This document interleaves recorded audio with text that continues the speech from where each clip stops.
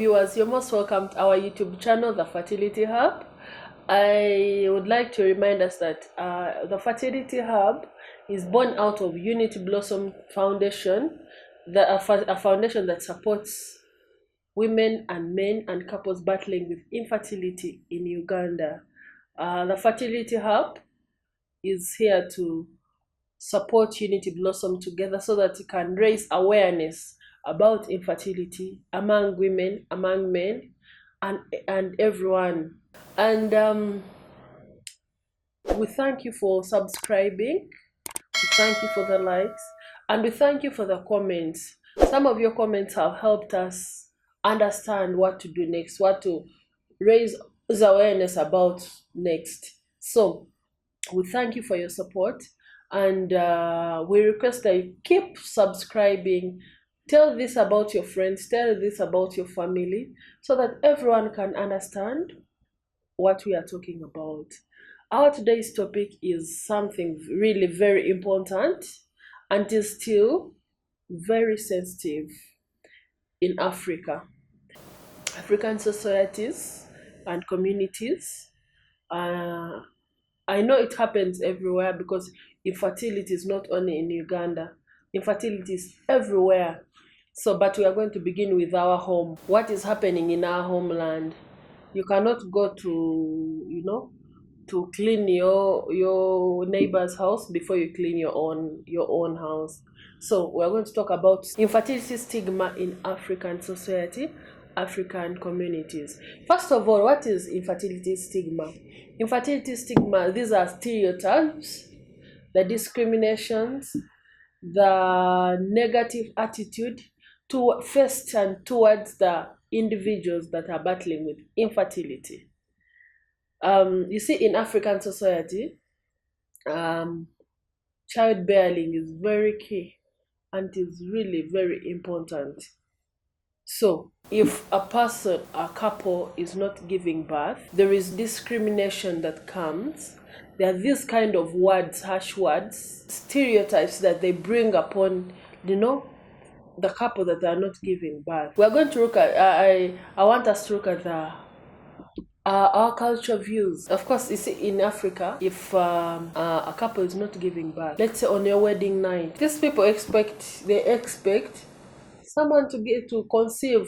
Actually, the night you wed, that night should be the day that you conceive. That's what our culture views it as. But what if it doesn't happen? Most times, when couples go for honeymoon, a month out of honeymoon, second month, third month, and someone is not vomiting or doing anything, there are different things, different ideas that start coming into people's heads, people's eyes. They start asking, have you started vomiting? Have you started this? Because a woman is looked at as, as a childbearing, I would call it machine or something. But it's in Africa, when you're getting married, children are at your mind, in your mind. That's the first thing. So what happens if someone is not conceiving? When someone is not conceiving, in this home, they keep asking, when are you giving us children? Where are the heirs? Especially in these homes where, the name has to be passed to the next generation, and you're not giving them a heir, and you think, that everyone will be concerned, extended families, friends, the community, and as such, because of those questions, this couple or this individual will keep isolating themselves from the communities who don't. I've had, like, some people, there's some lady who said she cannot even go for baby showers, she cannot go for bridal showers, she doesn't go to the functions. Like, basically they isolated themselves from the communities. These couples need support. They need some kind of support that the families are not even giving them. But that's how culture views it. So there is that cultural stigma of a woman should give birth. And sometimes it is not even the woman's problem, but the woman, our culture views the woman as the biggest, playing the biggest part in infertility. So I would want, like, I would call upon, like, our communities, our cultures, to always first pick in support the couples who are going through this. Yeah, there is a lot of societal pressure. The society brings that pressure onto a woman, and sometimes those such women who are not giving birth are regarded as cursed. You know, someone say, "Eh, that woman is cursed. That woman is this and that," and here we forget that infertility is a shared burden for both partners, a man and a woman, because a woman can have conditions that may stop her from conceiving, and so is a man. So our culture views have like finger pointed a woman and placed a blame on a woman that she is the problem. They can never say it is a man's problem. So that stigma should be eliminated. I think we are going to also look at the religious tradition and traditional beliefs. So people, most times, like in African traditional beliefs, they view as infertility as a curse, unworthy, like you're incomplete. You get, it is witchcraft. It is a punishment. You did something, which is not true. So, as a matter of fact, you find when a woman is not conceiving for some period of even months, years, they start running to the witch doctors. They start taking even herbals, which sometimes add on to the problem. It is not supposed to be this. Okay, something else. Let's look at the role of the religion and traditional beliefs. Most, like, women, when infertility comes in, they tend to think that it is a punishment or a curse for something that someone did. You know, these kind of ideas make it even harder for these people to come out. And when these people come out or come forward and seek the medical help, so I think we should always focus on the positive. Let us stop making these people feel like infertility is a punishment. We keep growing. I came to understand that when you look at in Uganda, when came out with this idea of infertility, like, for talking about infertility, I tried to search around to see how many people in Uganda are talking about infertility. It is something that is never talked about. Everyone fears the word infertility. No one talks about it, and therefore, even people fear going to the hospital, so that they are not they fear, like, being talked about. They fear being blamed. They fear everything that comes with infertility. So the kind of thinking that infertility is a punishment, it is a curse, makes them fear even coming out to seek any help or anything. Sometimes women they practice, actually, they look at it as this false doctrine and myth about infertility make people go for bad habits. They turn into unproven or harmful practices in hope of conceiving. They go for witch doctors. They go for herbals, of which you're taking herbals of a disease you don't understand. So we'd encourage that people should always go for medical attention. There are consequences of infertility stigma. There is the emotional and psychological toll infertility brings on an individual and couples. So, whenever someone is not conceiving, whenever they are going through this phase, there is an emotional toll that comes on it, and sometimes it causes even conflict between partners. When you read 60% of the GBV cases in Uganda are caused by infertility, and this is because sometimes people be fighting, and that it's not because they've talked about infertility, but what has triggered the situation that they're in at that point. They may fight over a cup, but is it really the cup they're fighting for? Or there is something behind all this? Sometimes we want to cover up so many things that we don't actually know what is happening. Uh, there is a lot of pressure that is placed on these couples. Of course, some couples may even get face social exclusion or ridicule from their peers, from their friends. If your friends, we are at 30, and your colleagues have children, your friends have children. At the end of the day, when you go back home, they are going back to their children. Where are you going? That's why you end up, you go to a bar, or you go to do other things, because you don't have time who to spend that time with. When your friends are talking about children, what are you talking about? You don't have what to talk about. Even sometimes when they're talking about their children, sometimes you wonder, like, how does that feel? How would that does that feel if you have that?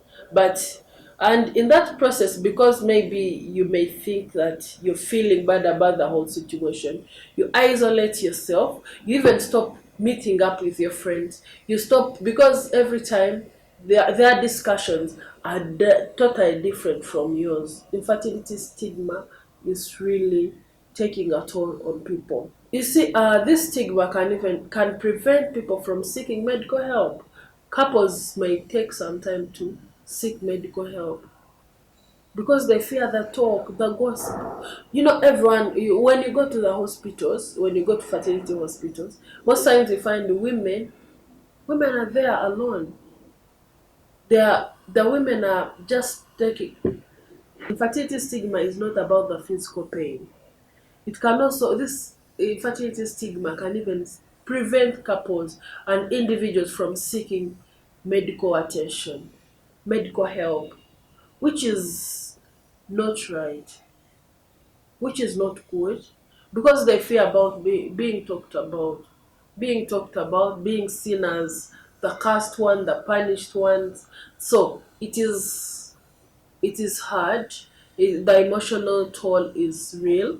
You feel the feeling of anxiety. You're always anxious. You're always in fear. You always feel unworthy, incomplete. Because if you don't have children, you're considered incomplete. There are many families, when you stop having, you're not having children for 1 year or 2 years. Now with the extended family, or even your close family, they say, can you get the other? They start telling the man, can you try out the other woman? Can you try someone else? And of course, even the woman, there is still like, try sleeping with someone else. Try doing this, or maybe you conceive. Oh, try doing with, like, you get it. Most people always have unsolicited advice, because none of them understands what you're going through. So that's why we want to break the stigma. How do we break the stigma? Education. Let's educate other people, especially in villages. Of course, not everyone watches these YouTubes, no one channels. We have people like deep in the villages who have never even heard about the word infertility. They even wonder, why am I not having children? Why am I not having my periods? Why am I not having this? They don't know anything. So we need to go deeper in the villages, which is one of the things that we are doing as Unity Blossom together. Go deeper in the villages, educate the communities, because we have to educate the communities so that they can accommodate these people are facing these challenges. If the communities are not supporting them, then there's nothing that we are doing. If the extended families are not supporting them, then there is nothing that we are doing. So we educate. This is how we break the stigma. We go, we educate. You educate people, the people also, the people that are faced with with these challenges, so that they can go and seek medical attention. They can go and know, why am I not conceiving? Is it really that I'm cursed, or there is a medical situation that I'm ignoring? And of course, we understand medical fertility medication is really, really very expensive, but first find out the reason why you're having your irregular periods. Find out why you're having irregular periods and you're not conceiving. Find out why you're having very painful periods and at the same time you're not conceiving. So please, let's educate everyone. We go back to our deeper villages. If you who can see this, find it easy to open up and talk to your people in the villages. Advise them one way or the other. Let's have open discussions. Let us talk about it. Most people fear talking about infertility. Of late, we have normalized talking about mental health. In the past, it was so hard to talk about mental health, accepting that there is mental health, that people need help, that people need support with their mental states. But right now, it has normalized. In Uganda, I can tell you, like in Uganda, we have psychosocial support, we have psychotherapists, we have counselors, and they are supporting people. So I can even say, I don't know, I am not informed, but the suicide rate might have gone down because we know where to get support. We have mental hospitals. So let us normalize talking about infertility. Let us have open discussions. Let us educate people. And let us change the narrative. By changing the narrative, like we change how everyone views it. We can have children. So do not give up. Let us change the narrative. Let us support each other. And of course, one thing that we should know, if someone is mentally unstable, they will not conceive easily. It is hard. The body is under stress. It is producing hormones that are stopping all this from happening. So let us change the narrative. And again, let's create safe spaces, you know, where these people, the women who are battling with infertility, the couples that are battling with infertility, where they can meet, talk about it. You shouldn't know that you're the only one in this situation. Sometimes when you talk about something, that's when you get to realize that actually there are very many people who are going through this. And when you're going through this, when you're together, you always find a way on how to go about the situation. Safe spaces are really very important, and in that you can even have hobbies that these people can do together with their families, when their families are educated on how to support them. And I think I call upon men. There are men who are not supportive. We have had, we interact with women where a woman say, I got married and a man tortured me, beat me up until I left the marriage. And that is because I was not conceiving. I went to another one. The other one was home, and then after he disappeared from home, started having children from outside. And that one I left the marriage. Until I found there are good men out there. Until you find like the third husband who can take good care of you. You're made in God's image, and God is going to remain by you one day. And sometimes it's not even a woman's problem. Even the man takes the blame. Even we have also men who are suffering, but women are blamed at all times. We want to change that. We should change that. Break that stigma that surrounds the woman being blamed for infertility. Yet it is a shared burden between the two couples. So if we talk about it, create the safe spaces, and find hobbies and activities that we can go do together as a team, so that we can we are able to talk about, when you're doing certain activities, you're able to talk about, hey, me, I went through this, me, I went through that. And people have gone through infertility and you have overcome it. Please come forward. Let us support other women who are still struggling and trying to navigate the whole situation. They're trying to understand, how can I go through this? How can I be supported? Will I give birth? Ladies who have gone through this, please feel free. You can come up and support these other women. We have a number of women there who need support, who need some word of encouragement, who need to be supported in one way or the other. So please come up, support them, and they'll be encouraged also. And of course, now I also ask the people, the couples who are going through this, please go for medical checkup. Go for medical. Don't be misled about the myth, the stereotypes about infertility. Go for medical checkup. Medical checkup is very, very important. Go and understand what situation you're in. You don't go, and within the, and your condition keeps, advancing, and there is nothing more that can be done for you at the end of the day. So as soon as you realize that there is a problem, please go for checkup. Go for medical attention so that you're supported.